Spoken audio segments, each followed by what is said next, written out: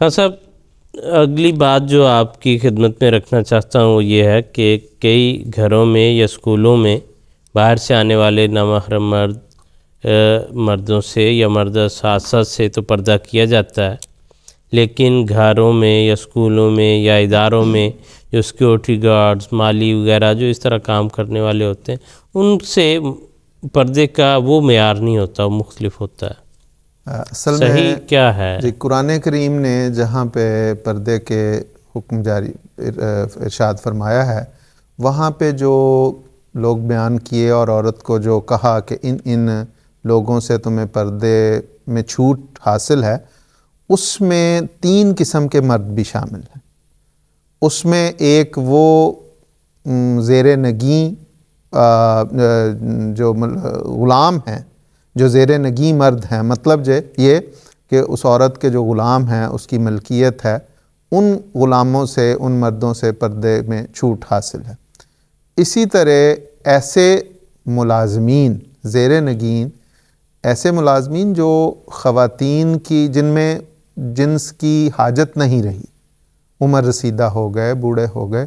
ان کے ساتھ بھی پردے میں چھوٹ ہے۔ اور ایسے بچے جو جنسی خواتین کی پردہ والی جگہوں سے ابھی باخبر نہیں ہیں، جن میں ابھی جنسی جو شعور پیدا نہیں ہوا، ان سے بھی چھوٹ حاصل ہے۔ تو اسی کے تحت اگر ہم دیکھتے ہیں تو ایسے ملازمین یا ایسے لوگ جو پرانے ملازمین ہیں، گھروں میں کام کرنے والے ہیں، جن کے نزدیک گھر کی بچیاں جو ہیں اسی طرح ہیں جس طرح ان کی اپنی بچیاں ہیں، اور جو ایک عرصے سے کام کرنے، وہ اس گھر کی عزت کا اس طرح خیال رکھتے ہیں کہ کوئی گھر میں اگر اونچ نیچ کی بات ہو جائے تو وہ باہر نہیں نکالتے، وہ خود کو اپنے اس گھر کا ایک فرد سمجھ رہے ہوتے ہیں۔ اور سب سے بڑی بات یہ کہ یہ ایسے زیر نگی ایسے ملازمین ہوتے ہیں، جو ایسے خادم ہوتے ہیں جو دراصل عمر رسیدہ ہوتے ہیں، جن کو رکھا جاتا ہے۔ اور یہ فرق ہے کہ جو اگر اسکول میں ایک خاتون کام کر رہی ہیں تو جو وہاں پہ نوجوان اساتذہ یا دوسرے اساتذہ آتے ہیں، وہ ان میں، اور وہ لوگ جو مالی یا چوکیدار کے طور پہ یا پین کے طور پہ کام کر رہے ہیں، وہ اتنا اس میں گھل مل جاتے ہیں کہ وہ ان کی عادتیں بھی بعض اوقات خواتین والی ہو جاتی ہیں، اور وہ اسی طرح اپنے آپ کو جس طرح ان خواتین کا ایک حصہ سمجھتے ہیں وہی سمجھتے ہیں، اور ان کے دلوں میں کبھی خیال ہی پیدا نہیں ہوا کہ ان میں کوئی برائی کی خیال آئے یا کوئی اس قسم کی بات ہے۔ لیکن یہ بھی وہ پہلو ہے جس کا حضرت صاحب نے، جس طرح میں نے کہا کہ خلفاء تو ہیں ہی مجددین ہیں، وہ ساتھ ساتھ اصلاح کرتے رہتے ہیں۔ حضرت صاحب نے اس پہ، حضرت خلیفۃ مسیح خامس سید اللہ بن نصر العزیز نے ایک بہت خوبصورت اس پہ ایک ارشاد فرمایا، وہ پڑھ دیتا ہوں۔ اس میں بڑی وضاحت حضور نے فرمائی، پھر بعض جگہوں پر یہ بھی رواج ہے کہ ہر قسم کے ملازمین کے سامنے بے حجابانہ آ جاتے ہیں، تو سوائے گھروں کے وہ ملازمین یا وہ بچے جو بچوں میں پلے بڑے ہیں یا پھر بہت ہی ادھیڑ عمر کے ہیں، جو اس عمر سے گزر چکے ہیں کہ کسی قسم کی بد نظری کا خیال پیدا ان کو نہیں ہوتا، یا گھر کی باتیں باہر نکالنے کا ان کو خیال نہیں ہوتا۔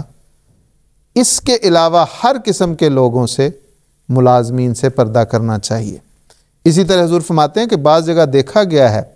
کہ ایسے یہ بھی بڑی خوبصورت بات، کہ ایسے ملازمین جن کو ملازمت میں آئے چند ماہ ہی ہوئے ہوتے ہیں، بے دھڑک بیڈ روم میں بھی آ جا رہے ہوتے ہیں، اور عورتیں اور بچیاں بعض دفعہ وہاں بغیر دوپٹوں کے بھی بیٹھی ہوتی ہیں، اور اس کو روشن دماغی کا نام دیا جاتا ہے۔ یہ روشن دماغی نہیں ہے، جب اس کے نتائج سامنے آتے ہیں تو پھر پچھتاتے ہیں۔ تو اس میں پوری وضاحت، پوری رہنمائی فرما دی کہ ایسے ادھیڑ عمر جو گھر میں پلے